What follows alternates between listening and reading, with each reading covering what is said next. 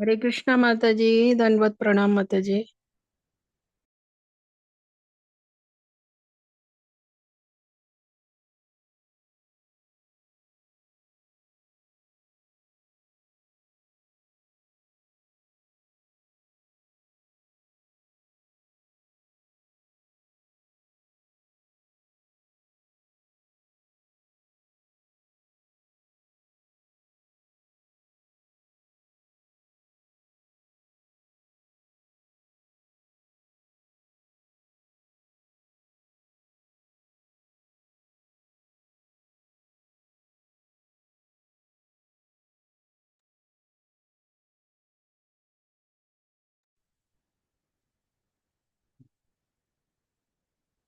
हरे कृष्णा। आप सभी का स्वागत है आज के सत्र में। हरे कृष्णा माता जी, दंडवत प्रणाम। धन्यवाद माता जी। हरे कृष्णा। हरे कृष्णा माता जी। हरे कृष्णा। प्रणाम।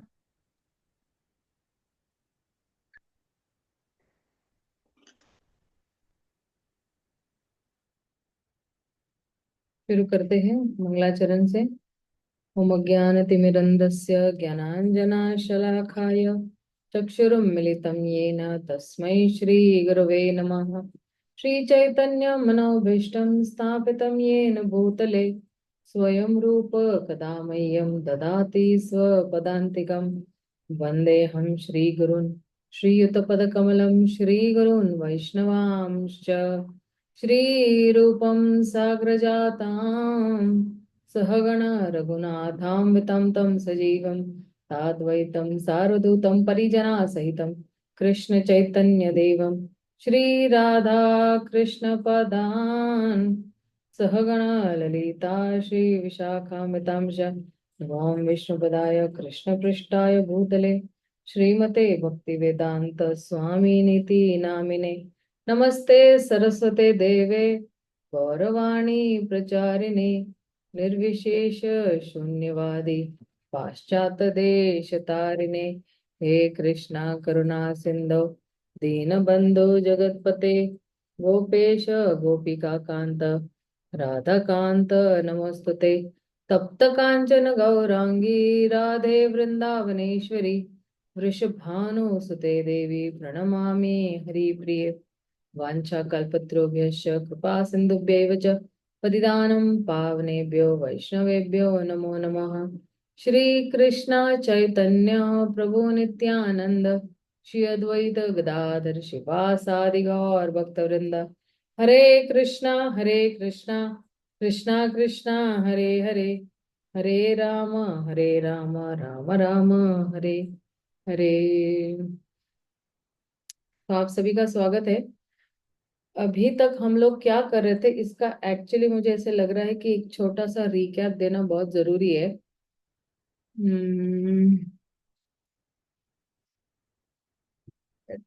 Just check.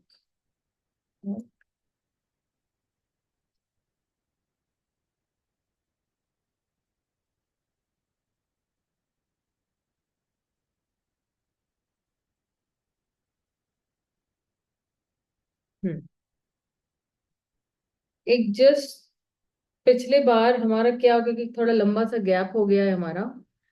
तो अभी तक हम लोग ने हमारे 2-3 सत्रों में जो है क्या चर्चा की हुई है, जस्ट मैं आपको संक्षेप में बता देती हूँ, ठीक है।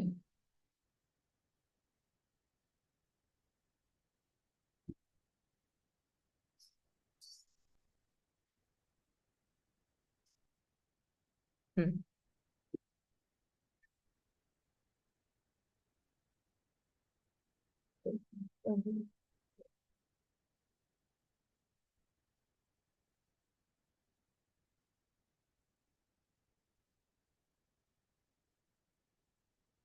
हम्म।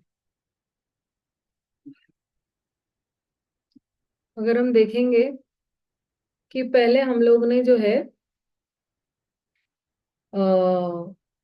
पहले हम लोग ने जो है वो इतिहास देखा था।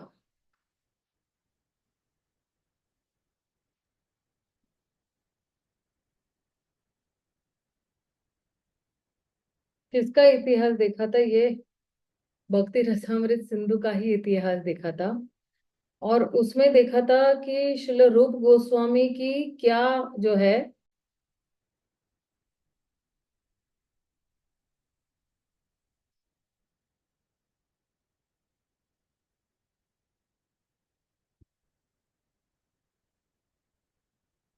कि क्या स्थिति है वहां पे, है ना। और फिर हम लोग ने देखा था कि श्रील रूप गोस्वामी कौन है।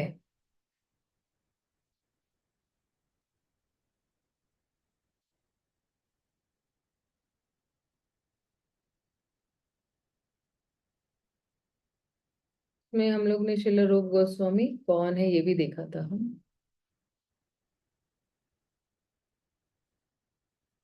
और श्रील रूप गोस्वामी जो है अः 6 गोस्वामियों में से एक गोस्वामी है।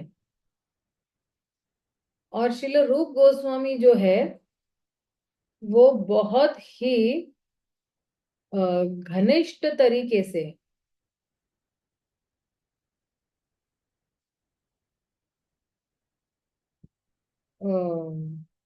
तरीके से किससे जुड़े हुए हैं?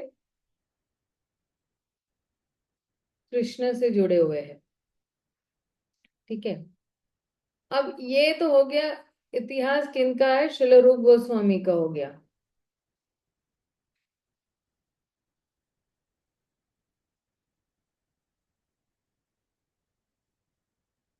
श्रील रूप गोस्वामी कौन है, उन्होंने किस तरह से इसकी रचना की। आइए अब जरा देख लेते हैं कि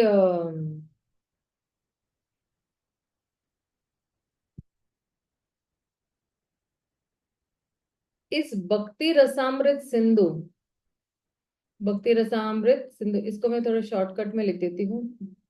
भक्ति रसामृत सिंधु, इसका इतिहास क्या है।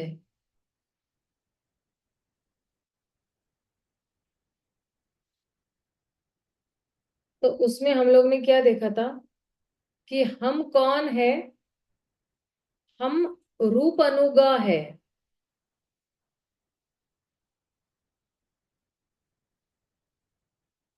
क्योंकि हम चलो रूप गोस्वामी को फॉलो कर रहे हैं या उनके पद चिन्हों पर चल रहे हैं।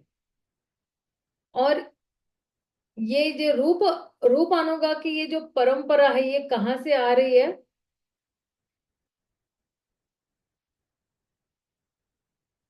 ये आ रही है श्री चैतन्य महाप्रभु से, श्री कृष्ण चैतन्य महाप्रभु से।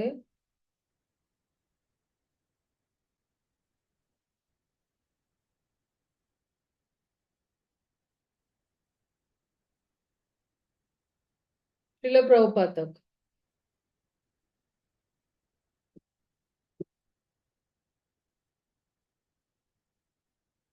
ठीक है, यहां तक क्लियर है। अब अम, अगर हम देखेंगे तो भक्ति रसामृत सिंधु का उपदेश क्या है या उद्देश्य क्या है। मैं नए पेज पे चली जाती हूँ। तो भक्ति रसामृत सिंधु का उद्देश्य,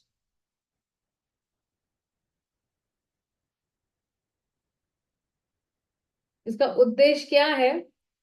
पहला तो है हम सबको जो है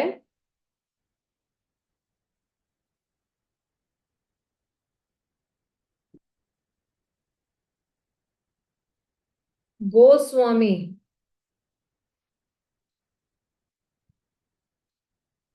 बनाना। गोस्वामी यानी जिन्होंने अपनी इंद्रियों को पूरी तरह से कंट्रोल रखा है यानी नियंत्रण में है। और फिर जो है इसका उद्देश्य यही है कि भक्ति रस जो है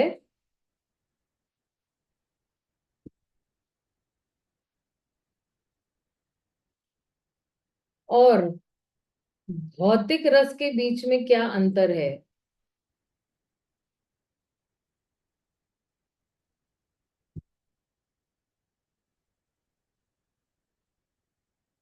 ठीक है। तो भक्ति, अभी हम लोग ये इस पे मैं थोड़ी जरा चर्चा करूंगी।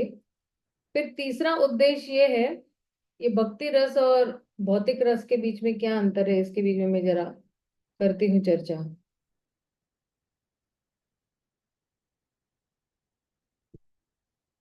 हम्म। हम्म। किस तरह से हम किस तरह से हम इसको क्या कहते हैं,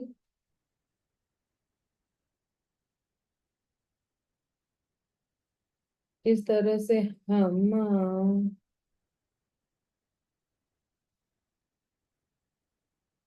भौतिक जगत में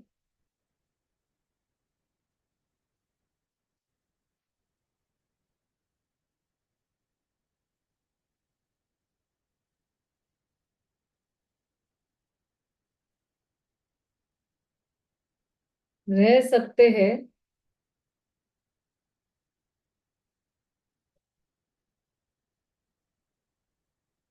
भक्ति करके।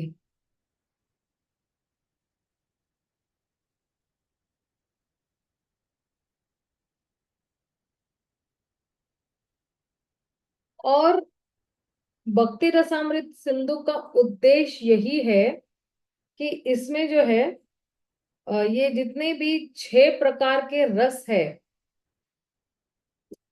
उसको जो है आ,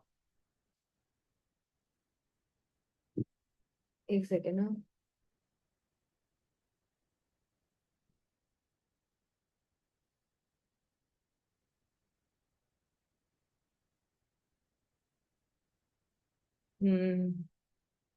उसको क्या कहते हैं?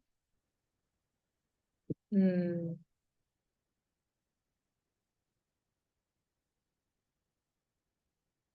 उभारना। ये 5 रस जो है उनको किस तरह से हम उभार सकते हैं,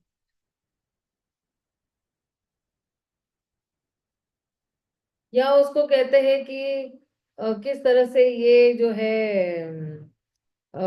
इन 5 रसों को जो है अ, हम्म, उद्दीप्त करना।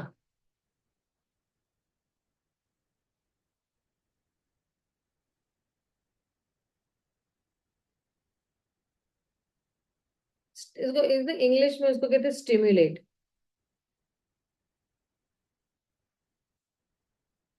ओके। और पांचवा इसका, ऐसे 6 रीजंस है, तो पांचवा इसका रीजन ये है कि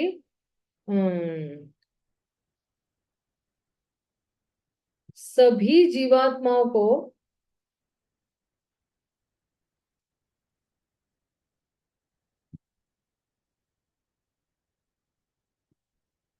किस तरह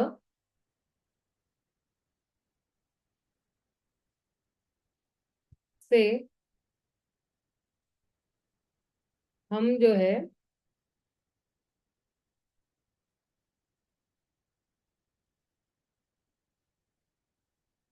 प्रेम करेंगे।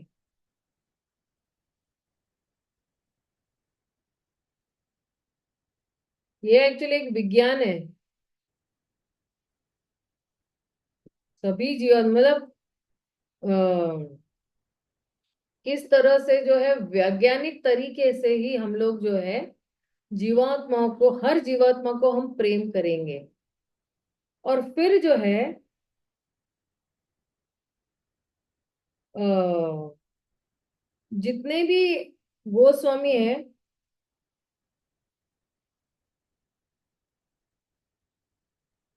जितने भी जितने भी अम, क्या कहते हैं उसको,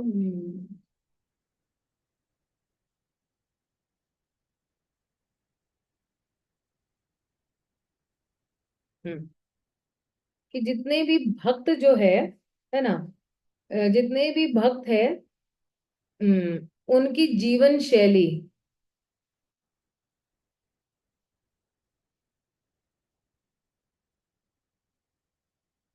या जीवन चरित्र भी हम लोग कह सकते हैं।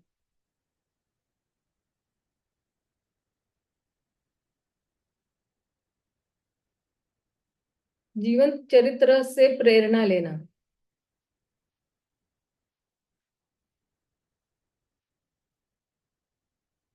ये भक्ति रसामृत सिंधु का क्या है? ये 6 उद्देश्य है भक्ति रसामृत सिंधु के। और इसमें जो है, अगला पेज ले लेती हूं मैं। इसमें हम लोगों ने देखा था कि किस तरह से जो है ये भक्ति है,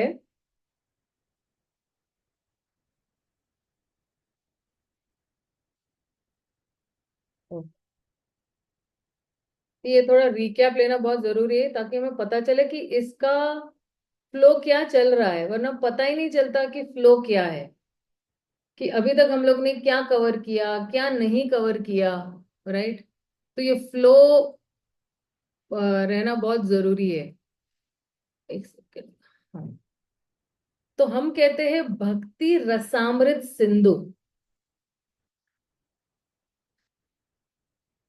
भक्ति रस अमृत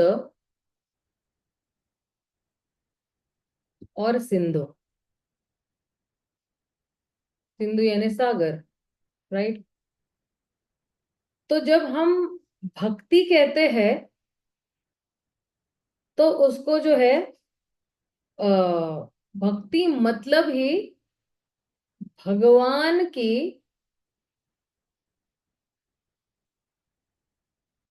प्रेममयी सेवा।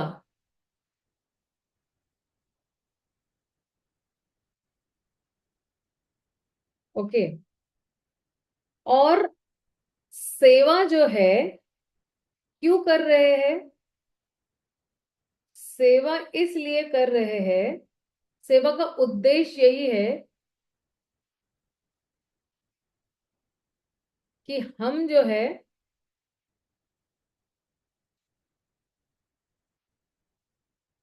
अपने प्रिय को, प्रिय यानी हमारे कृष्ण को प्रसन्न करें।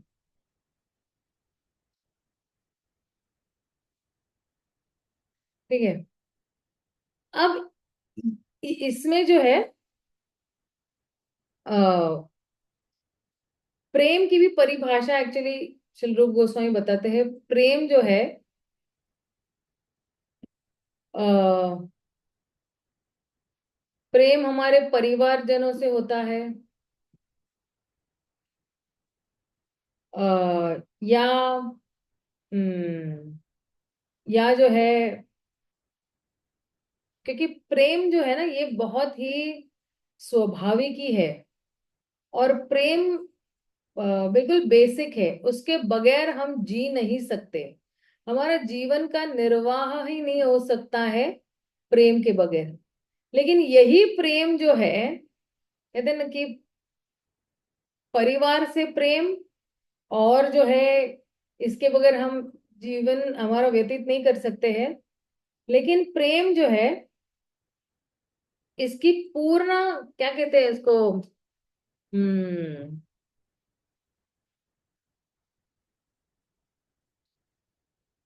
इसकी पूरी परिकाष्ठा,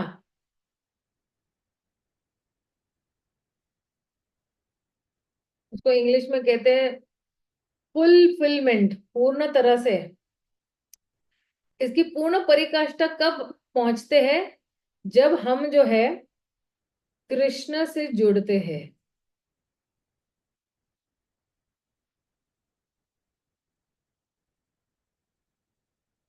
ठीक है। तभी जो है जो है इसमें उदाहरण भी दिया हुआ है कि पेड़ की जड़ को पानी देना।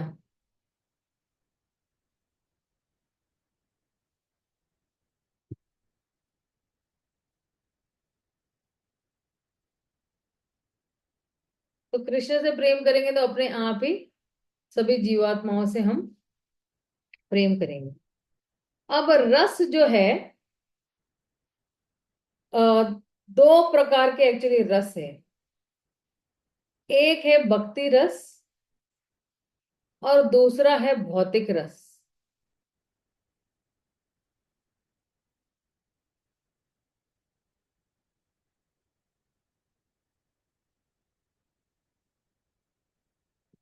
ठीक है, तो ये जो भक्ति रस है ना, ये भक्ति रस हमेशा नवीन रहता है।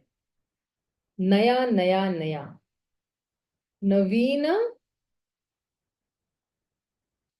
और शाश्वत, इटर्नल। सो उसको कहते हैं एवर फ्रेश एंड इटर्नल, शाश्वत।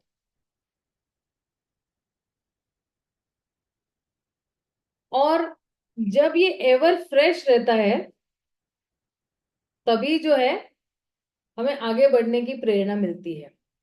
लेकिन ये जो भौतिक रस है, ये जो भौतिक रस है, ये थोड़ा जो है, ये नवीन का ऑपोजिट क्या होता है? पुराना। ये पुराना होते जाता है और झांका हो जाता है, और फिर ये सिर्फ चपल सुख देता है। चपल सुख मतलब क्या? Flickering happiness. भौतिक रस हमें चपल सुख, कुछ क्षणों के लिए। जैसे वो एक श्लोक है, सोहम नृणाम शूल सुखाय दुख महद्गतानां विरमाय तस्य। मतलब कि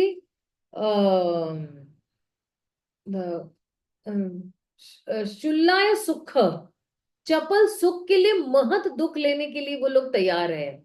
ठीक है, for little happiness they want to go through great distress also. और फिर ये जो है, ये भौतिक सुख जो यहाँ पे भक्ति का जो रस है वो शाश्वत है। तो यहाँ पे जो है, ये इसमें कोई जो है टेस्ट नहीं है। एक तो ये जो है, क्या कहते हैं, कभी भोग और त्याग के बीच में जो है, उसको ऑसिलेटिंग कहते हैं। एक्चुअली ऑसिलेटिंग को हिंदी में क्या कहते हैं?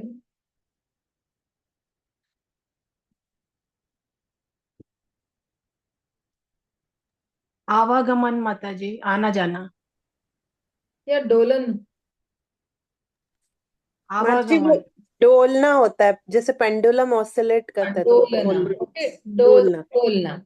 ओके, ठीक है, ये डोलना है और इसमें ना रस विहीन है। रस विहीन है। और रस विहीन ऐसे, जैसे एक डोलना मतलब है ना, कभी कभी भोग और त्याग के बीच में हम लोग डोलते रहते हैं। ओके, और ये भौतिक सुख जो है क्षणिक रहता है। अब अ, अब मेरे पास यहाँ पे जगह नहीं, तो मैं अगले ये अमृत और ये रस के बीच में मैं बताती हूँ, क्योंकि मेरे पास अभी जगह नहीं है। तो अगले पेज पे जाते हैं। ये अमृत मतलब क्या? ये अमृत जो है ये आ, हमेशा नवीन रहता है और ये ताजा रहता है। ताजा क्यों? क्योंकि वहां पे जो है वो हम्म वहां पे जो है वर्तमान काल हमेशा रहता है, इसलिए ताजा रहता है। तो ये जो रहता है शाश्वत, ताजा। ठीक है, और ये जो सिंधु है,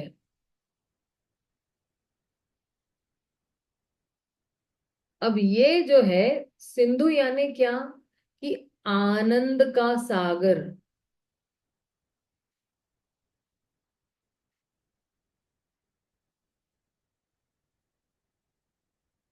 अब आनंद का सागर मतलब क्या? अम्म, हम्म, कभी हम लोग सोचते हैं ना कि कुछ बूंदे, है ना, कि कुछ बूंदे हमें आनंद की मिलती है। अभी भी हमें आनंद मिल रहा है, इसलिए तो हम लोग भक्ति कर रहे हैं ना। दिन ब दिन, दिन ब दिन, साल भर साल हम लोग करते रह रहे हैं, राइट? लेकिन ये जो है आनंद का सागर पूर्ण रूप से जो है हमारे पास है। हमारे पास कुछ बूंदे नहीं है, हमारे पास ये आनंद का सागर जो ये है, ये शाश्वत काल तक हमारे पास ही है। ये नहीं कि आ रहा है और जा रहा है। तो फिर जो है ये जो भक्ति रसामृत सिंधु को जब हम समझेंगे, तो हम जो है इस आनंद के सागर में और गहराई से, सॉरी,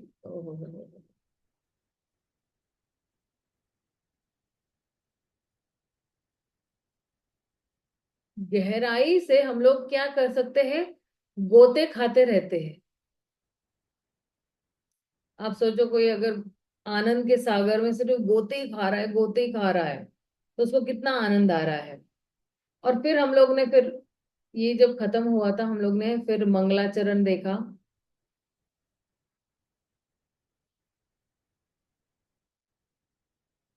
मंगलाचरण मतलब क्या, हर हर व्यक्ति जो मंगलाचरण में जो है कि उसमें हम लोग ने देखा कि किस तरह से जो है इस किताब का उद्देश्य क्या है। इस किताब का एक ही उद्देश्य है, और वो कौन है, वो है कृष्णा। और ये कृष्ण कौन है, अखिल रसामृत मूर्ति।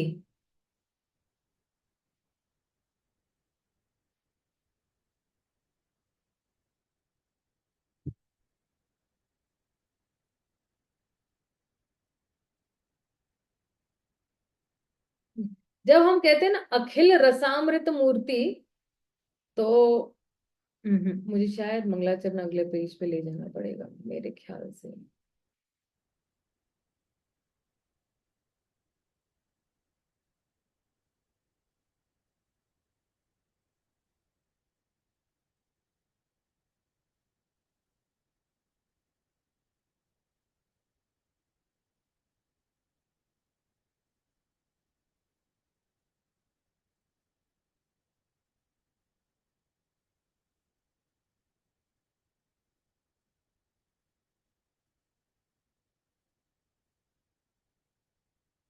तो कृष्ण कौन है, अखिल रसामृत मूर्ति। अब आप पूछोगे कि माता जी ये अखिल रसामृत मूर्ति क्या होता है। तो अखिल रसामृत मूर्ति मतलब क्या, कि भगवान जो है ये आनंद के क्या है, खान है, रिजर्वॉयर ऑफ प्लेजर। और वो क्या करते हैं, उनका दूसरा दूसरा उद्देश्य क्या है, वो गोपियों को आकर्षित करते हैं। आई एम सॉरी,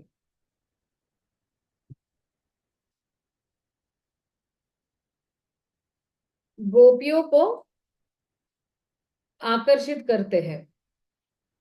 और जब गोपियों को आकर्षित करते हैं, तो उसमें जो है किसको जो है कंट्रोल करते हैं, उसमें आ जाती है तारका, पालिका। और क्योंकि ये जो है ये तारका और पालिका को भगवान कंट्रोल करते हैं। और फिर जो है श्यामा और ललिता,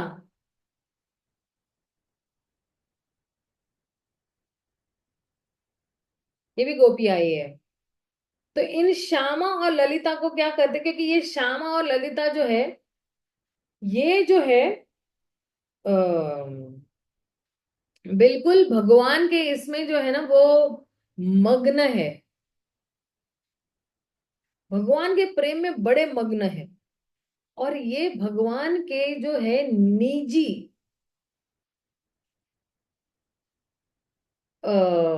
पार्षदों में से आते हैं। ठीक है। और फिर जो है आते हैं श्रीमती राधा रानी। ये बहुत ही विनम्र प्रेमी है भगवान की।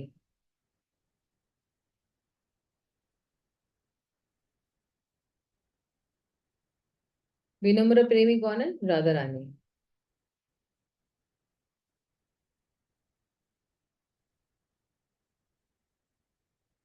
ठीक है। और राधा रानी जो है, राधा रानी के प्रेम के वश में भगवान जो है कंट्रोल में आ जाते हैं, उनके कंट्रोल, उनके नियंत्रण में आ जाते हैं। और इसलिए जो है श्रील रूप गोस्वामी पहले क्या करते हैं, पहले जो है मंगलाचरण के बाद जो है अपने गुरुजनों को नमन कर रहे हैं। नमन यानी पेइंग ओबेसेंस, दंडवत प्रणाम करना। किन को? कृष्ण को,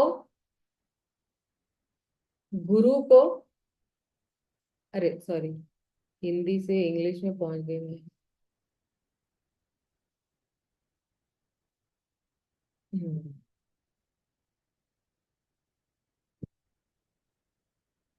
गुरु को और वैष्णव को।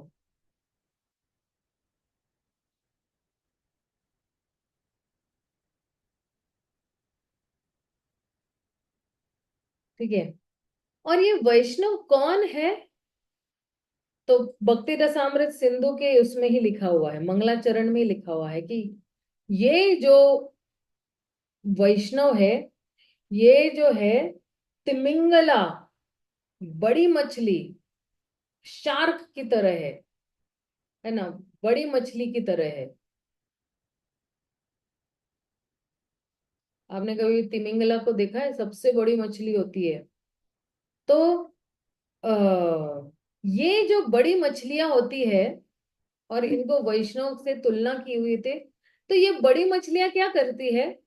ये जो बड़ी मछलियां है ना, ये समुंदर के ऊपर नहीं तैरती है कभी। ये समुंदर के हमेशा गहराई में तैरती है। और मतलब कहते हैं कि क्या कहते हैं इसको इंग्लिश में, ओशन ऑफ परफेक्शन में तैरते हैं।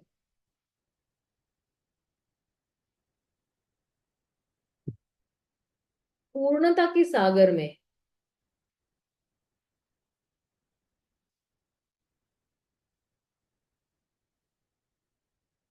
ये लोग जो है ना, पूर्णता की सागर में मतलब क्या, कि इंद्र तृप्ति नहीं करते हैं ये लोग।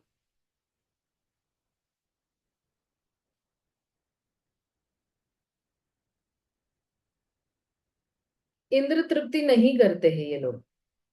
उन्हें इंद्र तृप्ति से कोई मतलब नहीं है। और ये जो बड़ी मछलियां है, ये एक और काम करती है। ये क्या काम करती है बड़ी मछली? ये जो है, ये मुक्ति जो है, मुक्ति की जितनी भी नदियां है,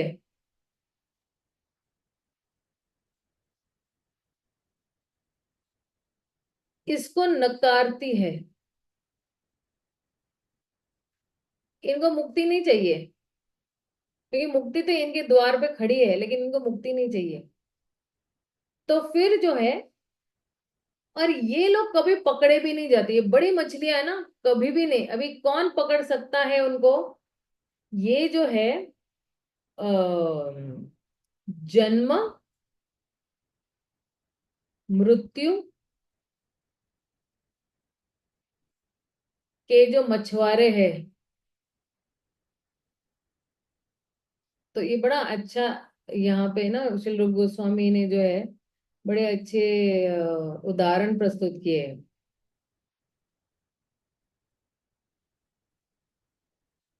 जन्म मृत्यु के मछुआरे से कभी पकड़े नहीं जाते हैं।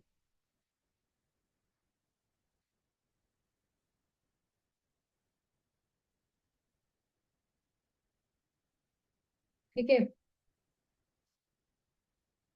तो फिर जो है यहाँ पे मंगलाचरण में एक आशीर्वाद भी दिया जाता है। आशीर्वाद क्या है?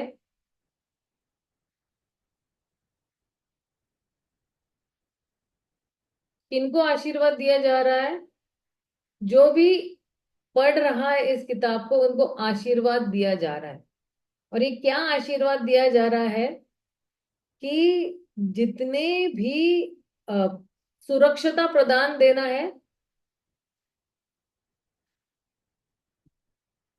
प्रदान कर रहे हैं, और जितने भी निराकारवाद है,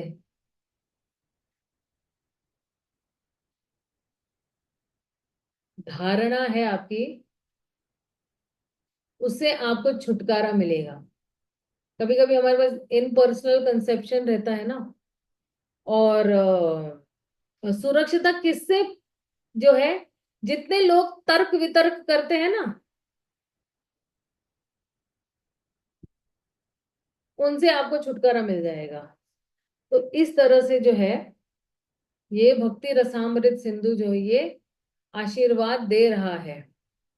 और आगे हम लोग ने क्या देखा? आगे हम लोग ने जो है 4 विभाग देखे भक्ति रसामृत सिंधु के। क्योंकि जैसे एक सागर होता है, सागर की 4 साइड होती है, राइट?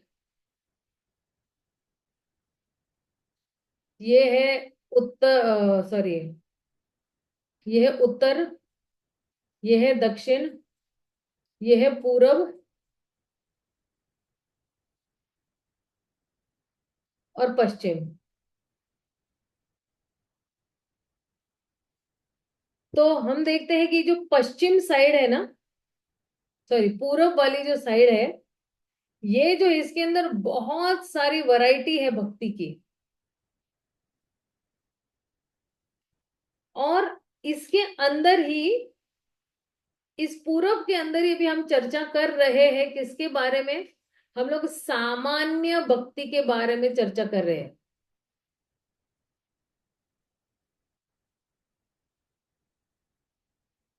और सामान्य भक्ति में हम लोग ने जो है भक्ति की परिभाषा अब तक देख ली है।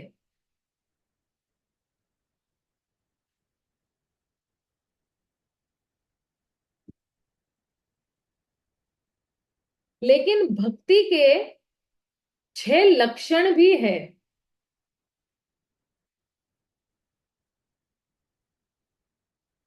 और ये जो 6 लक्षण है ये आज हम देखने वाले हैं। ठीक है, तो अब तक का जो है ये पूरा जो है रिकैप दे रही हूँ, पहले अध्याय मतलब पहले पन्ने से लेके अब तक का जो है पूरा जो है। अभी ये जो है इसको मैं सेव करके आपको भेज दूंगी, पीडीएफ को, ताकि आप लोग इसका पूरा पूरा लाभ उठा सके।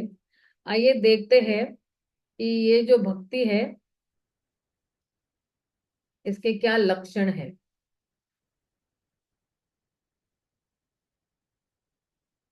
ओके, हम लोग ने स्वरूप लक्षण देख लिए हैं और अब हम तटस्थ लक्षण देखेंगे। ठीक है,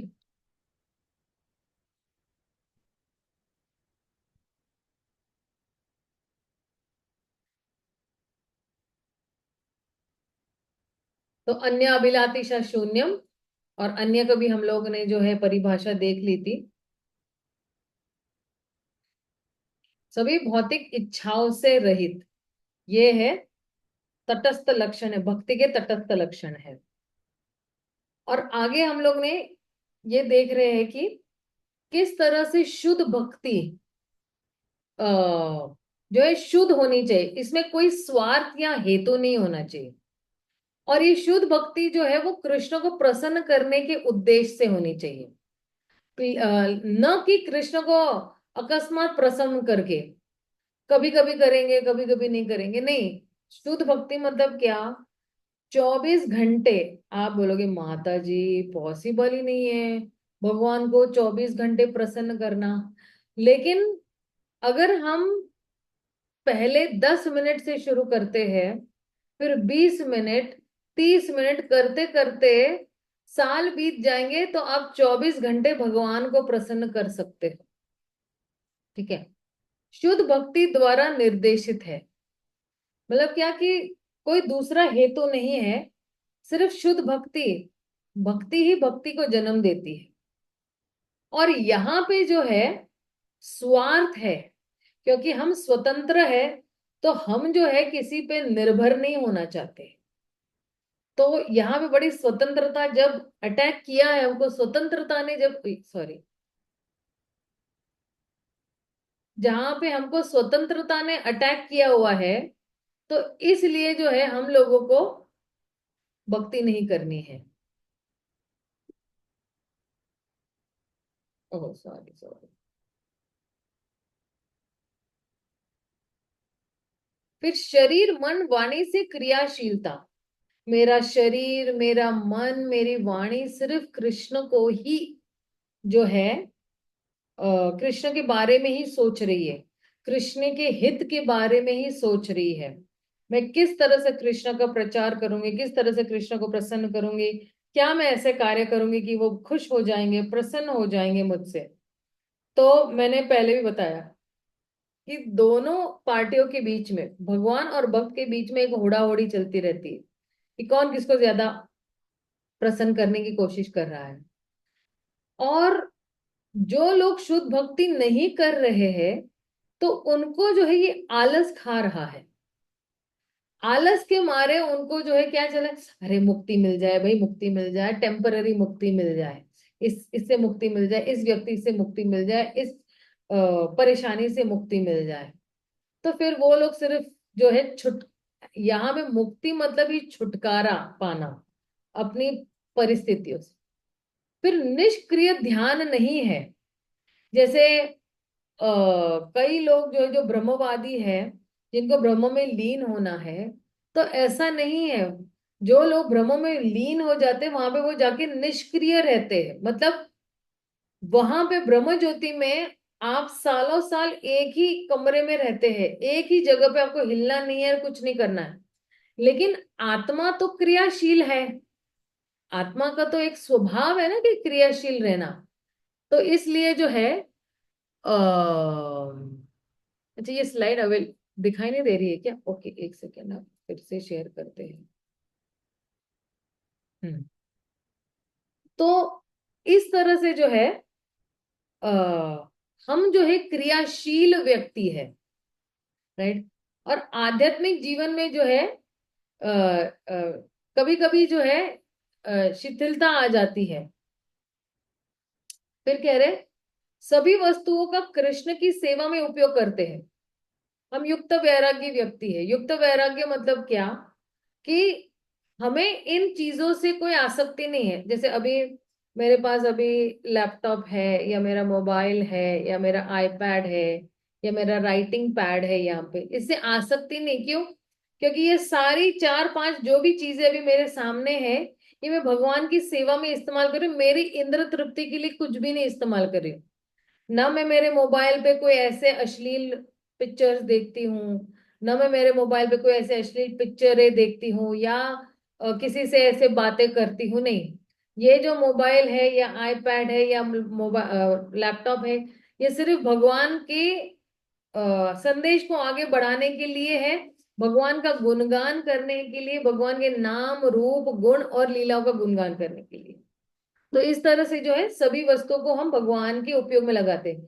चाहे कोई बंगला खरीदे, चाहे कोई गाड़ी खरीदे, तो वो सोचता है कि भगवान की सेवा में काम आ जाएगा, इस तरह से। और कृष्ण से कोई संबंध नहीं है।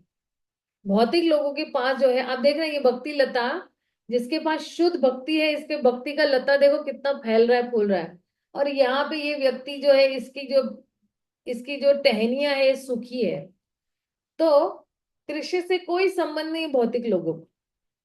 और यहाँ पे शुद्ध भक्ति में ज्ञान और कर्म से हम लोग मुक्त है। जैसे हम लोग ने भक्ति की परिभाषा में भी देखा था कि हमें ज्ञान और कर्म से, ज्ञान और कर्म हम क्यों इस्तेमाल करते हैं? ज्ञान हम ले रहे कृष्ण का, और वही ज्ञान लेके हम कर्म कर रहे कृष्ण के लिए, निष्काम कर्म कर रहे हैं हम। लेकिन यहाँ पे जो है भौतिकवादी लोग जो है, वो ज्ञान कर्म योग से दूषित है। उनका ज्ञान भी दूषित है, क्योंकि वो ज्ञान इंद्र तृप्ति के लिए दे रहे, कर्म भी इंद्र तृप्ति के लिए कर रहे हैं। और योग जो है उनका जो है सिर्फ शरीर को जो है और लालन पालन, ताकि शरीर और इंद्र तृप्ति करने के लायक हो जाए, इसलिए योग करते हैं फिर। ठीक है, अब अगला। अगर हम देखेंगे यहाँ पे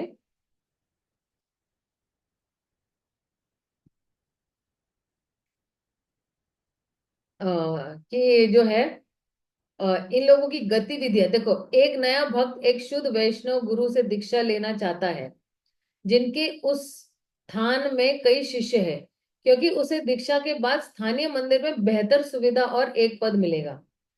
एक गृहस्थ भक्त द्वारा कृष्ण भाव संतान की प्राप्ति हेतु गर्भदान संस्कार करना।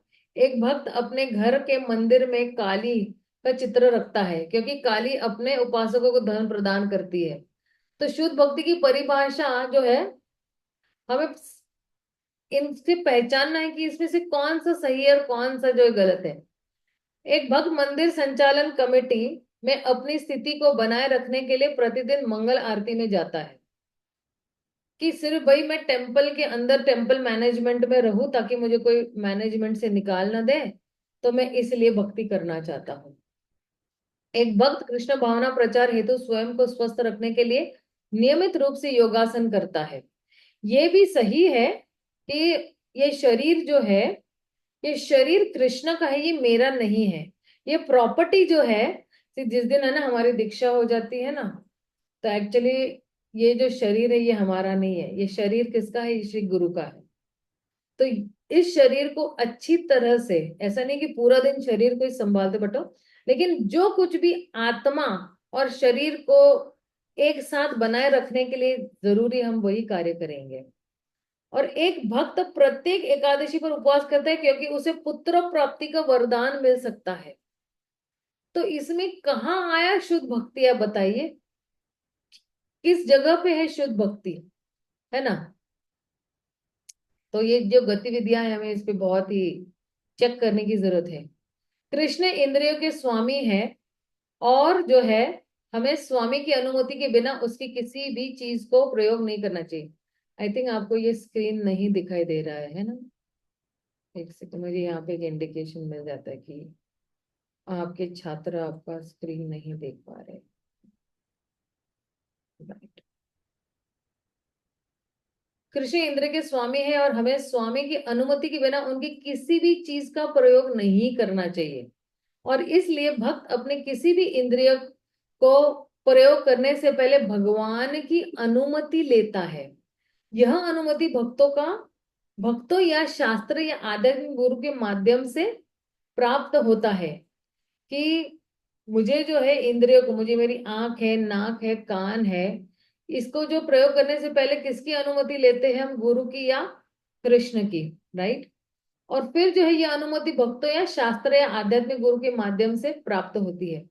तो हम अपनी इंद्रियों को किस तरह से जो है भगवान की सेवा में लगाएंगे, ये हमें गुरु और वैष्णव ही बताते हैं। और फिर हम अपने सारी इंद्रियों को भगवान की सेवा में लगाते हैं इस तरह से। लेकिन श्रील प्रभुपाद ने कहा कि शुद्ध भक्त भगवान की अनुमति के बिना भी कभी भी अपनी किसी इंद्रियों को संलग्न नहीं करते हैं। और एक बार प्रभुपाद ने एक शिष्य से कहा, आप इस पेन को मेरी अनुमति के बिना मेज पर एक स्थान से दूसरे स्थान पर भी नहीं ले जाए तो यह भक्ति है। गिरिराज स्वामी महाराज लिखते हैं कि मतलब गुरु की इच्छा के बगैर ये पेन इधर से इधर भी नहीं रखनी, एक स्थान से दूसरे स्थान में भी नहीं। मतलब कितना गुरु का महत्व है लाइफ में।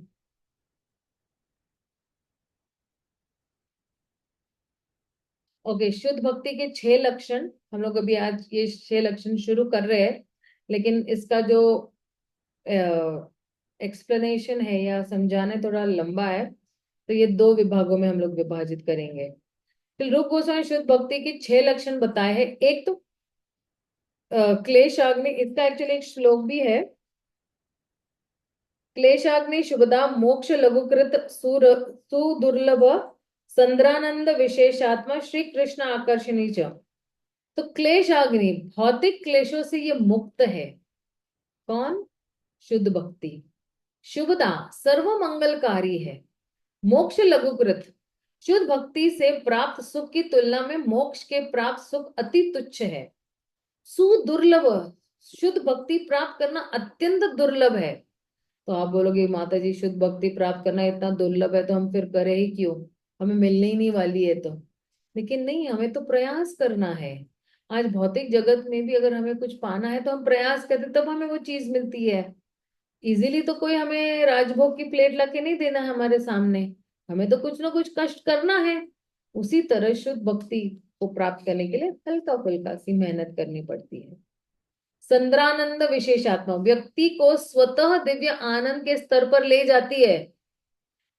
ऐसा नहीं कि कोई आपको घसीट के लेके जाएगा, नहीं, अपने आप ही आपको दिव्य आनंद के स्तर पर आप पहुंच जाओगे। श्री कृष्ण आकर्षणी, ये शुद्ध भक्ति जो है ये कृष्ण को आकर्षित करने का एकमात्र तरीका है। आप बोलोगे अरे कृष्ण का नाम तो जो है सर्व आकर्षित है, तो ये शुद्ध भक्ति जो भगवान सबको आकर्षित करते हैं, तो ये शुद्ध भक्ति कृष्ण को भी आकर्षित करती है। इसमें क्या ऐसा है कि कृष्ण को आकर्षित करती है?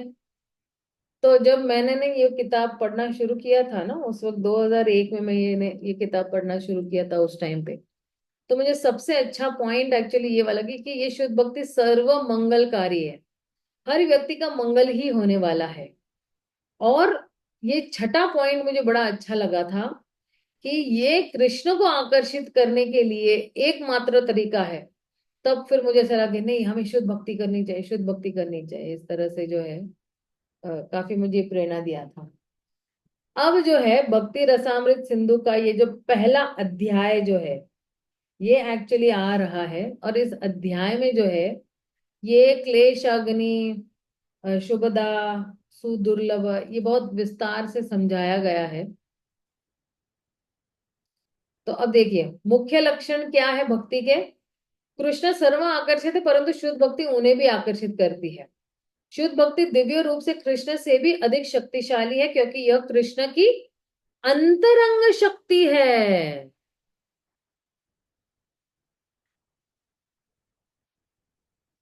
देखिए हमारा वास्तविक स्वरूप क्या है। हमारा वास्तविक स्वरूप है सत्य, चित और आनंद। लेकिन ये सत्य के भी जो है स्वामी है, या उनकी भी शक्तियां हैं जिनको कंट्रोल करती है। तो सत, चित और आनंद को संवित, संधिनी एंड हल्लादिनी शक्ति कंट्रोल करती है। और इनके अधिष्ट देवता भी है। जैसे सत्य के अधिष्ट देवता कौन है? बलराम जी है। और चित्त के अधिष्ट देवता भगवान कृष्ण स्वयं है।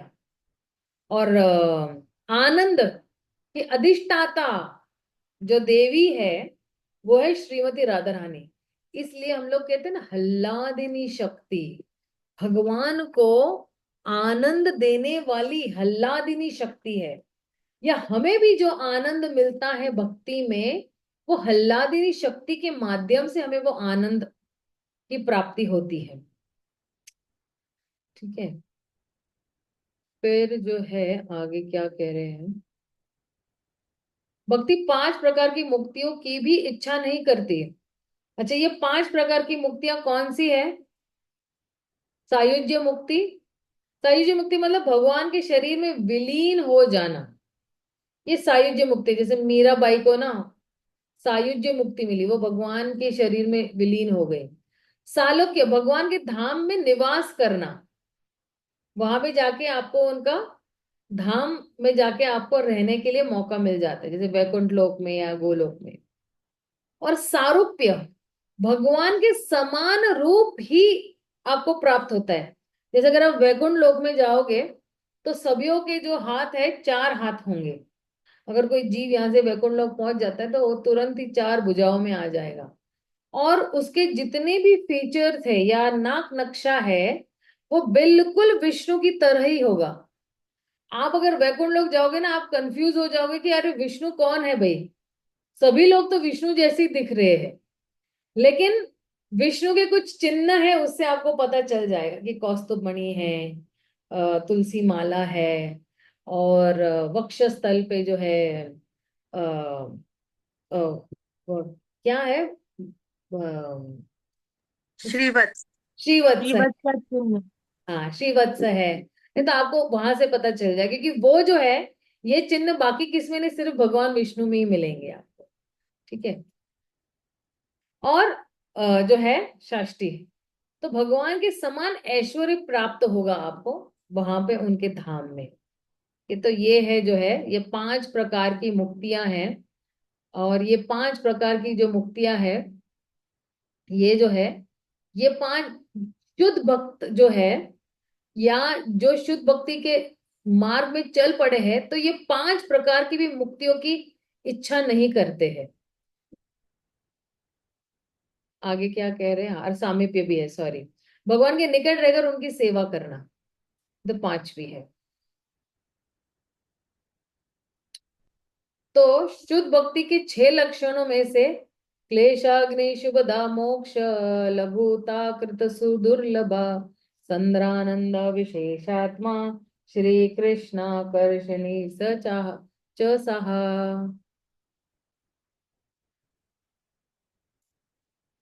तो अब जो है ये पहला लक्षण है, हम देखते हैं कि क्लेश अग्नि ही। क्लेश अग्नि मतलब क्या? और शुभदा है, मोक्ष लघुकृत है, सुदुर्लभ है, और संद्रानंद है, और श्री कृष्ण आकर्षणी है। ये 6 लक्षण है। क्लेश अग्नि प्राय एक्चुअली क्या करती है ना, कि हमारी जितनी भी भौतिक क्लेश है या भौतिक कष्ट है, उसको बिल्कुल नाश कर देती है। और फिर जो है, जब हमारे सारे भौतिक कष्ट नाश होते हैं, तो हमारे जीवन में जो है सब कुछ शुभ ही शुभ होना शुरू हो जाता है। और फिर जब सब कुछ शुभ हो जाता है, हमारे पास भगवान के लिए पर्याप्त मात्रा में श्रद्धा या निष्ठा है, तो फिर हम लोग जो है मोक्ष की भी आकांक्षा नहीं करते हैं। और ये जो है ना शुद्ध भक्ति, बहुत ही दुर्लभ है। और फिर जो है ये संद्रानंद विशेष आत्मा मतलब क्या, कि ये जो शुद्ध भक्ति है, जब हमारी भक्ति को, जैसे एक दूध है, उसको बार बार घोटेंगे घोटेंगे घोटेंगे तो एक अच्छी सी रबड़ी तैयार हो जाती है ना। तो जितना हम भक्ति करते जाएंगे करते जाएंगे करते जाएंगे, तो फिर ये जो है शुद्ध भक्ति किस तरह से प्रकट होगी, बिल्कुल गाढ़े आनंद के रूप में ये शुद्ध भक्ति जो है ये प्रकट होती है। तो उसको कहते हैं संद्रानंद विशेष आत्मा। और ये शुद्ध भक्ति जो है श्री कृष्ण आकर्षणी, कृष्ण को भी आकर्षित करती है।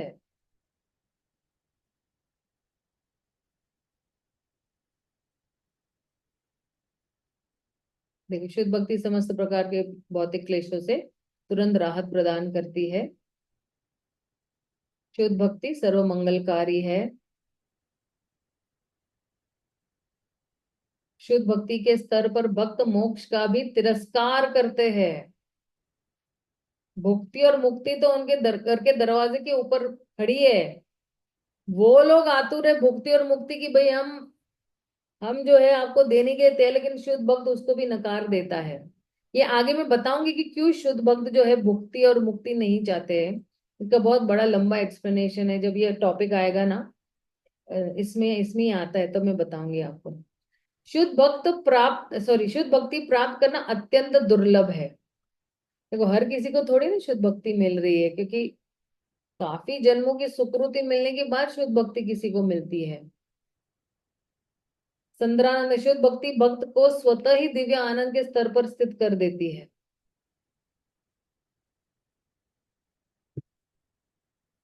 शुद्ध भक्त कृष्ण को आकर्षित करने के लिए एकमात्र विधि है। अब जो है ये शुद्ध भक्ति के जो 6 लक्षण है, क्लेश अग्नि, शुभदा,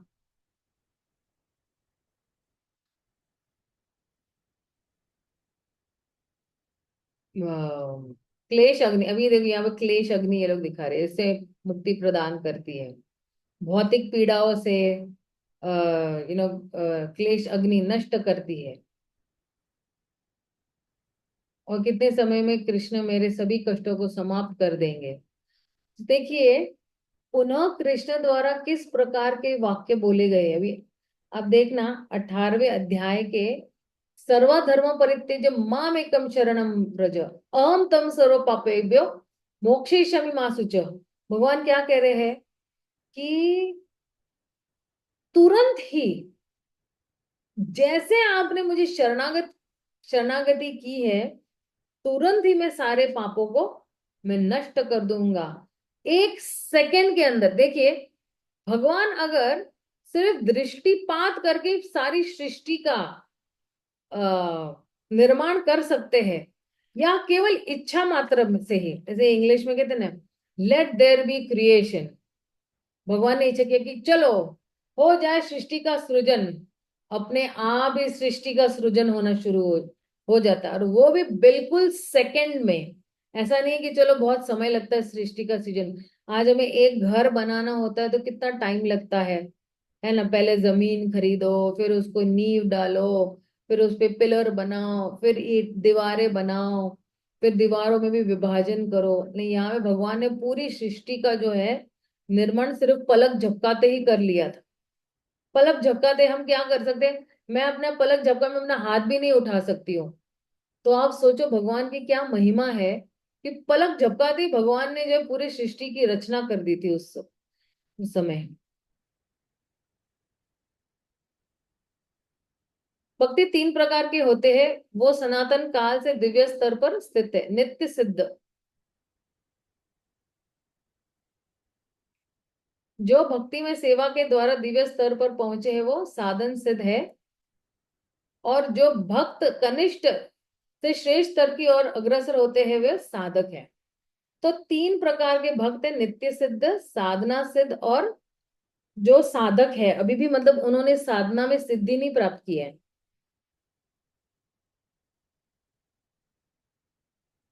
लेकिन फिर हमने भक्ति रसामृत सिंधु के 19वें अध्याय में पढ़ा है कि एक भक्त को अपने विगत दुष्कर्मों के फल से तुरंत राहत मिलने की आशा नहीं करनी चाहिए।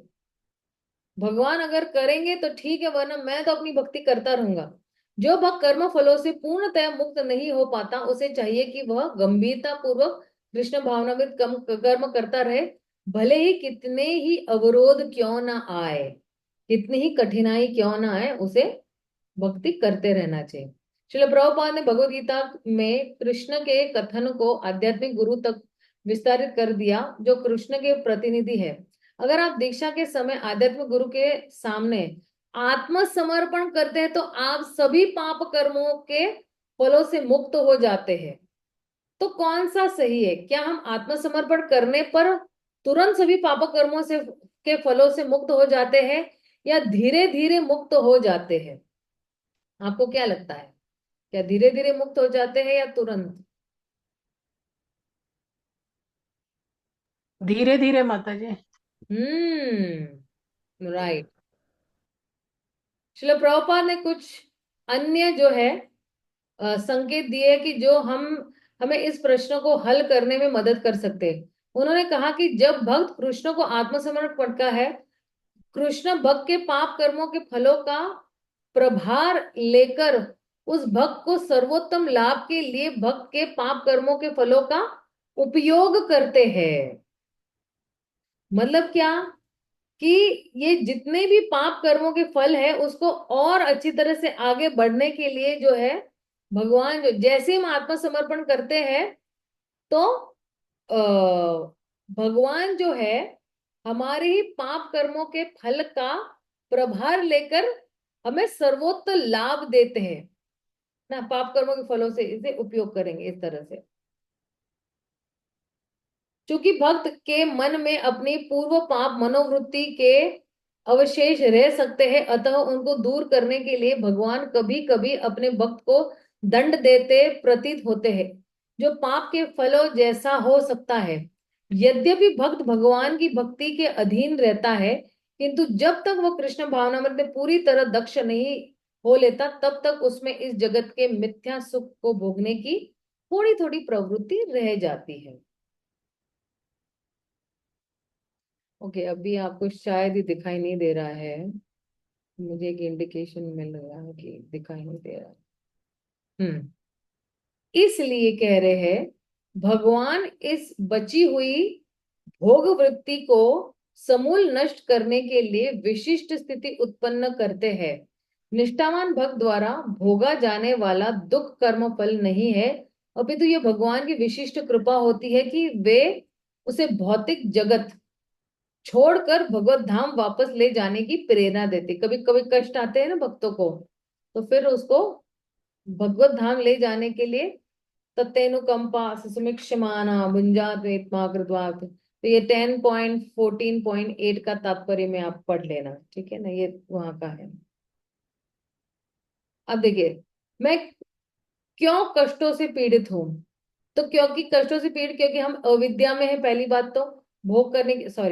भोग करने की हमारी इच्छा है, और हमारे जो, क्योंकि बीजम यानी हमारे पाप करने के कुछ बीज अभी भी शेष है, तो इसलिए जो है हमें क्लेश मिलता है, दीर्घकालीन रोग है या कुरूप है, या कानूनी बाधाएं आती है, या निम्न जन्म में हम जन्म लेते हैं। तो इस तरह से जो है हमारे जो है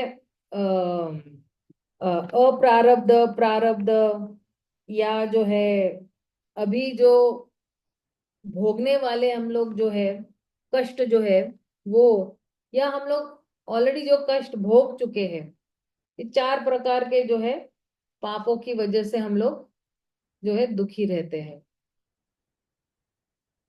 भौतिक जगत में असमानताया जो है, कोई बिल्कुल अच्छा नहीं, कोई सुंदर है, कोई धनी है, कोई दरिद्र है, कोई बलवान है, कोई दुर्लभ है। तब ये थोड़ा जरा डीवाइस का मैंने ऐड कर दिया है। कष्ट से जो है कष्ट के 3 कारण है, ठीक है। पाप, भगवान और शास्त्रों के आदेश की अवज्ञा करना। बीजम, भौतिक इच्छाएं रखना। अविद्या मूल कारण है, और इसलिए जो है अविद्या की वजह से भौतिक इच्छाएं आती है, और क्योंकि भौतिक इच्छाएं आती है तो हम फिर पाप करते हैं, और फिर पाप करते हैं तो हमें कष्ट भोगने पड़ते हैं। तो ये जो लोभ है, लोभ, वही एक्चुअली पाप का बाप है। जो व्यक्ति लोभ करता है ना, तो वो कभी सुखी नहीं रहता है। हाँ, आध्यात्मिक लोभ कर सकते हैं, अरे मैं 16 माला क्यों करूं, मैं 32 माला करूंगा, मैं 64 माला करूंगा, मैं जल्दी उठूंगा, ये सारे आध्यात्मिक लोभ हम लोग कर सकते हैं। लौल्य, उसको लोभ नहीं कहते, उसको लौल्य कहते हैं, ठीक है।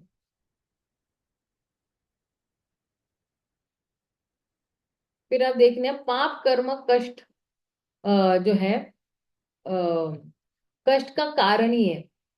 वह प्रभाव जो अभी फलीभूत नहीं हुआ है, तो ये अप्रारब्ध है, अभी फलीभूत नहीं हुआ है।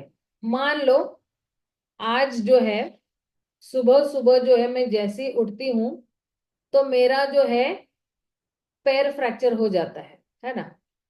तो फिर जो है ये जो है अभी ये जो है ये प्रारब्ध में आता है। वह प्रभाव जो पहले ही प्रौढ़ हो चुका है, और आज मैंने जो है ये फलीभूत हो गया है, या फलीभूत होने, जो फलीभूत अभी तक नहीं हुआ है उसे अप्रारब्ध करेंगे। तो अभी देखो कुछ फलीभूत नहीं हुआ है, लेकिन कल सुबह पे जब मैं उठूंगी और मेरा पैर फ्रैक्चर हो जाता है, तो फिर यही जो है अप्रारब्ध प्रारब्ध में परिवर्तित हो जाता है। और फिर जो है कभी कभी जो है शारीरिक जो है या कष्ट जो है वो आ जाते हैं मुझे, तो वो अभी भी फलीभूत नहीं हुए, अभी कष्ट आने वाले हैं। मान लो कि कोई व्यक्ति ने कुछ खून किया है, लेकिन तुरंत पुलिस उसे नहीं पकड़ती है, उसकी पूरी छानबीन होती है, फिर उसको पकड़ती है। तो उस अवधि में मे बी 1 महीना 2 महीना चला जाता है, या 6 महीने तक वो फिर भी जो है रिलैक्स रहता है, लेकिन कभी ना कभी उसको दुख भोगना ही पड़ेगा, जेल जाने का, इस तरह से। और फिर जो है ऐसे पाप कर्म कर्म जो है वो ऑलरेडी हम भोग चुके हैं। भोग चुके हैं मतलब क्या, कि हमारे जो पहले जितने भी जो है रोग थे, या हमने वो जो कुछ भी पहले भोग चुके हैं, जैसे मान लो कि किसी का जन्म जो है बड़े दरिद्र घर में है, या फिर उसका चेहरा सुंदर नहीं है, या उसके पास पर्याप्त मात्रा में शिक्षा नहीं है, या उसके पास कोई बड़ी भयंकर बीमारी है, या कोर्ट के चक्कर काटते रहता है ना, इस तरह से जो है इस व्यक्ति के पास जो है वो दुख ही है। तो ये जो है प्रारब्ध अप्रारब्ध, और इस तरह से जो है इसमें जो है ये जो है पाप कर्म जो है, ये इस तरह से उन लोगों ने क्या किया, उसका बांटा हुआ है। तो हमारे पाप कर्म के फल बीज में अंकुर के विकास की तरह धीरे धीरे प्रकट होते हैं, और बाद में एक पूर्ण विकसित पौधा जो है बन जाता है, और अतः कष्ट के फल उत्पन्न करते हैं। देखिए कष्ट के फल, लेकिन बीज जो है, बीज धीरे धीरे धीरे धीरे धीरे, अब कभी कभी कुछ पापों का फल हमें जो है 10 जन्मों के बाद भी मिल सकता है, 100 जन्मों के बाद भी मिल सकता है। वो आपकी इच्छा पे, किस तरह से आपकी इच्छा का पानी आप देते रहते हो उसको, किस तरह से आप उसको एक्शन में लेके आते हो, तो ये इन सब पे निर्भर रहता है। हो सकता है कि मैंने कोई पाप 10 जन्म पहले किए हैं, तो मुझे जो है उसका फल जो है इस जन्म में भोगना है, या इस जन्म का कुछ मैंने पाप किया तो मे बी इस जन्म में ही भोगना पड़ेगा। लेकिन ये जो पाप का ये जो चक्र है, ये बीज जो है ना, ये बहुत ही डिफिकल्ट टू टेल कि कब इसका जो जन्म हुआ था, पाप का बीज जो है कब इसका जन्म हुआ, ये थोड़ा मुश्किल है कहना। तो क्या कह रहे, अप्रारब्ध फलम पापम कूटम बीजम फलान्मुखम क्रमेणैव फलियेते विष्णु भक्ति रतात्मनाः। पाप पूर्ण कर्मों के प्रभाव 4 प्रकार के होते हैं। वो प्रभाव से जो अभी फलीभूत नहीं हुआ है, अप्रारब्ध बीज रूप में पड़ा है, रहने वाला प्रभाव बीज है। वह प्रभाव जो पहले ही प्रौढ़ हो चुका है वो प्रारब्ध, तथा जो प्रायः प्रौढ़ है ये कूटम है ना, ऑलरेडी हो चुका है। ये पद्म पुराण में दिया गया है। तो पाप कर्म में प्रारब्ध, अप्रारब्ध और मतलब प्रारब्ध जो है शारीरिक भावनात्मक कष्ट हो गए, और कूटम में जो है वो पाप करने की वृत्ति अभी भी बाकी है। जैसे एक कहानी आती है ना, कि आपने सुनी होगी ये कहानी एक्चुअली बहुत बारी, कि एक चोर था, तो वो चोरी, उसको ना एक्चुअली उसकी आदत लग चुकी थी चोरी करने की। लेकिन उसको फिर एक बार वो एक यात्रा पे चला गया, और उस यात्रा में ना उसको नींद ही ना आए, क्योंकि उसके हाथ में खुजली हो रही थी। चोर के हाथ में चोरी करने की खुजली हो रही थी। तो हालांकि उसने चोरी तो नहीं की, लेकिन उसने क्या किया, जितने भी यात्री थे ना उनके जितने भी बस्ते थे, बस्ते यानी ट्रैवलिंग बैग्स जो थी, वो अदल बदल कर दिया था। सब लोग सुबह उठे, बोले कि अरे मेरी बैग कहाँ है, मेरी बैग कहाँ है, मेरी बैग चोरी होगी। सब लोग बोले मेरी बैग चोरी होगी, मेरी बैग चोरी होगी। फिर जो है कहीं से पता चला कि ये जो व्यक्ति है यही चोर है, और इसने चुराया होगा। तो फिर उसने सच सच बता दिया कि नहीं, मैं चोर हूँ, लेकिन मैंने कुछ भी चोरी नहीं की है। आप देखना अपने सारी बैग्स में मैंने अदला बदली कर दी है, एक जगह से दूसरी जगह, दूसरी जगह से पहले की दूसरी पे जगह दिया, दूसरी की चौथी पे लगा दिया, चौथी की 8वीं पे लगा दिया मैंने। इस तरह से मैंने अदला बदली की हुई है। तो इस तरह से पाप करने की जो वृत्ति है ना, वो नहीं जाती है। तो इसको कहते हैं कूटम। ओके। कष्ट का पहला कारण। अच्छा, मुझे क्या लग रहा है ना, हम लोग यही में विराम देते हैं, और कल इसको कंटिन्यू करते हैं, ठीक है। इसका एक जरा आज मैंने रिकैप लिया ना, तो वो जरा लग रहा था कि बहुत इम्पोर्टेंट था। किसी का कोई प्रश्न है यहाँ पे तो आप पूछ सकते हो। नहीं, माता जी, ये शंकराचार्य जी की जो भगवत गीता है और ये अपनी यथारूप है, इसमें फर्क है। तो हमें शंकराचार्य की भगवत गीता पढ़नी ही नहीं है पहली बात तो। वो मेरे पास रखी है ना, तो हमने उसके पढ़ा उस दिन, तो हमने देखा तो उसमें कुछ फर्क है। नहीं नहीं नहीं, हमें सिर्फ श्रील प्रभुपाद की भगवत गीता पढ़नी है। जी। शंकराचार्य जी की भगवत गीता बिल्कुल छूनी तक नहीं है। आप किसी को दे दो वो भगवत गीता, ठीक है, अच्छा, या हम रुपये फिर पे बेच दो लेते। उसको। अच्छा ठीक है, यही हम पूछ रहे थे उनकी। हम्म। किसी का कोई प्रश्न है आज के क्लास के संदर्भ में? माधुरी, हरे हम्म। कृष्ण। हाँ, माधुरी, मुझे ये पूछना था कि ये टाइमिंग हम कब तक फॉलो करने वाले हैं? एक सेकेंड ना। अच्छा, तो एक्चुअली ये अच्छा हुआ आपने ये जरा टॉपिक निकाला, कि हम लोग कब तक ये टाइमिंग हम लोग फॉलो करने वाले हैं। तो ये ना 2-3 महीने ही हम लोग फॉलो करने वाले हैं, इससे ज्यादा नहीं करने वाले हैं। क्योंकि 2-3 महीने में हम लोग 2-3 किताबें कंप्लीट कर देंगे तो हमारा भक्ति शास्त्री कंप्लीट हो जाएगा। हम लोग एक्चुअली हर संडे संडे ले रहे थे ना, तो इसलिए थोड़ा बहुत लंबा गया। एक्चुअली भक्ति शास्त्री कोर्स सिर्फ 2 साल का है। हमने कब शुरू किया था? मेरे ख्याल से 2022 में शुरू किया था, वो भी मेरे ख्याल से दिसंबर में किया था।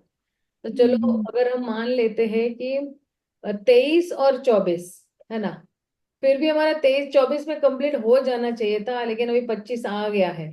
तो जरा ऊपर से थोड़ा मुझे मिला हुआ है कि आप बहुत पीछे हो। अभी हमने सिर्फ भगवत गीता ही कंप्लीट की, फिर आप बाकी 3 किताबें कब कंप्लीट करोगे? तो बोले कि अगर आप रोज ले सकते हो, स्टूडेंट से पूछो, अगर रोज ले सकते हो तो ठीक है, और कंप्लीट कर सकते हो 6 महीने में तो बढ़िया ही है, ताकि फिर जो है स्टूडेंट्स भी फ्री हो जाए। और ये जो है ना, नाइट टाइमिंग सबको ओके है या फिर किसी को प्रॉब्लम है नाइट टाइमिंग में 9 से 10 में? माता जी प्रॉब्लम है मेरे ना, दो दो दिन ना, ट्यूसडे एंड थर्सडे मेरी क्लास रहती है 8:30 से 9:30, भरतनाट्यम डांस की क्लास। तो चलो ट्यूसडे तो नहीं रखेंगे हम लोग, क्योंकि ट्यूसडे को मेरी एक्चुअली मंदिर में भी सेवा होती है। ठीक है, तो ट्यूसडे को हम लोग रखेंगे नहीं। थर्सडे का कुछ आप एडजस्ट कर सकते हो क्या? नहीं माता जी। और फ्राइडे हमारी मृदंगम क्लास होती है, मतलब हमारे प्रभु जी की होती है। कितने नौ, बजे? वही 9 से 10। हरे कृष्णा। प्रभु जी सो गए। हाँ, प्रभु जी सो गए माता जी। इतनी जल्दी 1 मिनट में सो गए? अरे वो जमीन पे लेट के सुन रहे थे और उनको नींद आ रही तो सो गए। अच्छा, तो तो देखिए उनकी, सोमवार रख सकते हैं हम लोग, एक बुधवार रख सकते हैं हम लोग। हाँ, सोमवार बुधवार और थर्सडे नहीं, फ्राइडे नहीं। सोमवार और बुधवार रख सकते हैं हम लोग। फ्राइडे को कितने बजे से कितने बजे पहले नहीं ले सकते हैं हम लोग थोड़ी? हाँ हाँ। नहीं पहले भी एक्चुअली वो हमारा 7 बजे से पैक हो जाता है। 7 से 8 मैं हारमोनियम और वो सीखती हूँ म्यूजिक, और फिर प्रभु जी का क्लास शुरू हो जाता है, तो वो थोड़ा लेट होता है, 8:30 से 9:30 10 तक जाता है मृदंगम क्लास। तो चलिए हम एक काम करते हैं, संडे सोमवार रख। ले लेते हैं, बुधवार ले लेते हैं, ठीक है, और एक शनिवार ले सकते हैं हम लोग फिर। हाँ हाँ। शनिवार ले सकते हैं, सभी लोग सहमत है इस बात पे? जी माता जी, हरे कृष्णा। माता जी ऑल्टरनेट डेज अगर ऐसा रहता है तो फिर बहुत इजी रहेगा हमारे लिए भी। हाँ, तो सोमवार बुधवार और शनिवार रखते हैं फिर हम लोग, 2 दिन जी। में नहीं रखेंगे। नदिया शिरोमणि प्रभु आप क्या कहते हो? अच्छा, हमारे जितने भी अजमेर के भक्त हैं, अजमेर के भक्त क्या कहते हैं? जी माता जी, हमारा यही था कि हमें ऑल्टरनेट डेज का ही हमारा रह पा रहा था, क्योंकि ये नाइट टाइम क्या बच्चों की पढ़ाई का भी रहता है। हाँ हाँ हाँ, तो थोड़ा एडजस्ट 1 घंटा हो सकता है, राइट? हाँ, ये वाला जैसे अभी आपने बोला कि मंडे और वेनसडे और और हम क्या सैटरडे। करेंगे ना, एग्जैक्टली 1 आवर तक ही चिपके रहेंगे। आज जी थोड़ा एक्चुअली मैं वो रिकैप देने में रह गए ना, इसलिए थोड़ा 10-20 मिनट एक्सटेंड हो गया एक्चुअली, लेकिन एकदम स्ट्रिक्टली 1 घंटा ही हम लोग चिपके रहेंगे। तो हम एक जी काम करते हैं, सोमवार बुधवार और शनिवार रात को रख देते हैं फिर, ठीक है? जी दिन जी रखेंगे हफ्ते में, तो फिर वो इजी हो जाएगा सबके लिए, ठीक है? जी। चलेगा। तो अब हम कल नहीं मिलेंगे, हम मिलेंगे सीधा बुधवार को, ठीक है? चलेगा। भूमि माता जी, मनीषा माता जी, नेहा माता जी, रिया माता जी, और कौन है? एक और माता जी है ना, वो नहीं है? कशिश कशिश कशिश माता जी कशिश कहाँ है? अभी वो थी, अभी शायद वो लेफ्ट हो लेकिन गई कशिश शायद। है, कशिश माता जी भी है। ओके। ओके। ठीक है, आई थिंक कशिश माता जी ओके ना? शायद हम लोग ने चर्चा शुरू किया तो चलेगी होगी। ओके, ठीक है, तो हम यही विराम देते हैं। बुधवार को 9 बजे ठीक से मिलते हैं। ठीक है, श्रील प्रभुपाद की साथ और हाँ माता जी, आप एक मैसेज डाल दीजिए। हाँ, मैं अभी डाल देती हूँ, तुरंत ही डाल देती हूँ मैं माता जी। ठीक है माता जी, हरे कृष्ण। हरे हरे कृष्णा। जी बोल, हरे कृष्ण। हरे कृष्णा माता जी, दंडवत प्रणाम।